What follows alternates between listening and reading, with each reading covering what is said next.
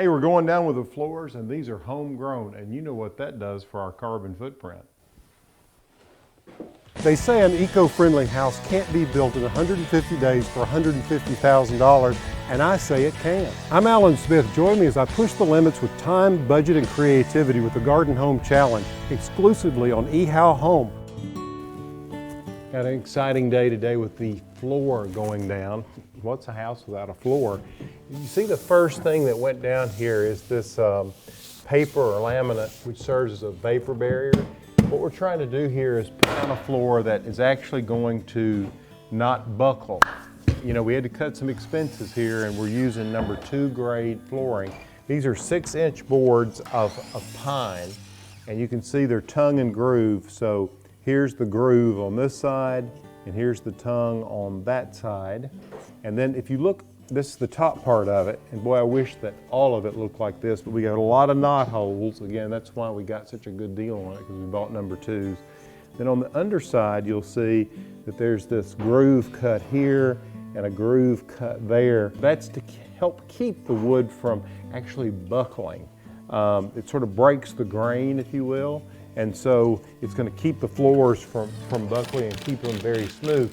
Now, what Tony's doing is he's putting this thing down with a 1/4 inch spacer here against the wall. So all the way around, there'll be a 1/4 inch distance to come off the corner, 1/4 inch in the corner there, and all along this side.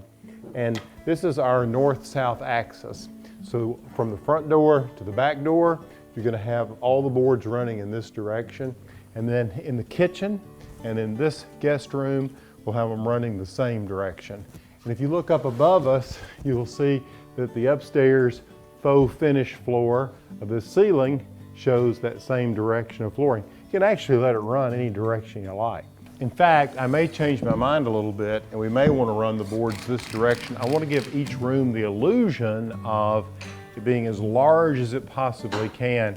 And by looking down these boards, you get a sense of perspective, and it makes the room feel longer. But we'll get to these rooms a little later. You're going to get contraction and expansion no matter what. So you're not going to be able to see this little 1/4 inch gap, because the baseboard for the wall will sit right here, so it'll cover it up. But it will sure come in handy, because this will inevitably move over time.